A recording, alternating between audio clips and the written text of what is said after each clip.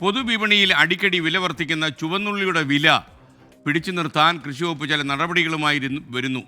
ഒരു ഉള്ളി പുരാണം. ഉൽപ്പാദന കേന്ദ്രങ്ങളിലെ കർഷക കൂട്ടായ്മയിൽ നിന്ന് നേരിട്ട് ചെറിയ ഉള്ളി വാങ്ങാൻ ധാരണയായി കഴിഞ്ഞെന്നാണ് റിപ്പോർട്ട്. ഇടനിലക്കാരെ ഒഴിവാക്കി കുറഞ്ഞ വിലയ്ക്ക് വിപണിയിൽ ഉള്ളി എത്തിക്കാൻ കഴിയുമെന്നാണ് ഇപ്പോൾ കൃഷിവകുപ്പ് പ്രതീക്ഷിക്കുന്നത്.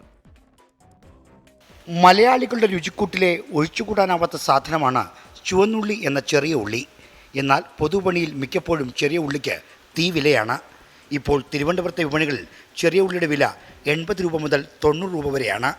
വാങ്ങുന്നവരെ കരയിക്കുന്ന ചെറിയ ഉള്ളിയുടെ വില പിടിച്ചു നിർത്താനുള്ള ശ്രമത്തിലാണ് കൃഷിവകുപ്പ്.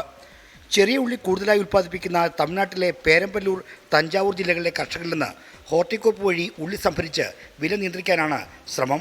പേരമ്പല്ലൂർ, തഞ്ചാവൂർ ജില്ലകളിലെ ചെറിയ ഉള്ളി ഉൽപ്പാദിപ്പിക്കുന്ന കർഷകരുടെ കൂട്ടായ്മയുണ്ട്. ആ കർഷക കൂട്ടായ്മയുമായി നമ്മൾ ഇക്കാര്യം ചർച്ച ചെയ്തു, ഗവൺമെൻറ്റുമായി ചർച്ച ചെയ്തു. തമിഴ്നാട്ടിലെ കൃഷി വകുപ്പിൻ്റെ മാർക്കറ്റിംഗ് വിഭാഗം അതാത് സമയങ്ങളിൽ നിശ്ചയിക്കുന്ന വിലയ്ക്കനുസരിച്ച് തന്നെ കേരളത്തിലേക്ക് നമുക്ക് ആവശ്യമായ ചെറിയ ഉള്ളി ലഭ്യമാക്കാനാണ് ധാരണാപത്രം ഒപ്പുവച്ചിരിക്കുന്നത്. 11 മാസക്കാലത്തെ കരാറിനനുസരിച്ചിട്ട് തമിഴ്നാട്ടിലെ വിലയുടെ അതേ വിലയ്ക്ക് തന്നെ നമുക്കിവിടെ ചെറിയ ഉള്ളി നൽകുന്നതിനാണ് ധാരണാപത്രം ഒപ്പുവച്ചിരിക്കുന്നത്. സവാള, ക്യാരറ്റ്, ബീൻസ് തുടങ്ങിയ വിപണിയിൽ വിലകയറാറുള്ള ശീതകാല പച്ചക്കറികൾ സംസ്ഥാനത്ത് കൂടുതലായി ഉൽപ്പാദിപ്പിക്കാനും പദ്ധതിയുണ്ട്. പരമാവധി അതിൻ്റെ ഉൽപ്പാദനം വർദ്ധിപ്പിക്കുന്നതിനുള്ള ഒരു ആക്ഷൻ പ്ലാൻ ഞങ്ങൾ തയ്യാറാക്കിയിട്ടുണ്ട്.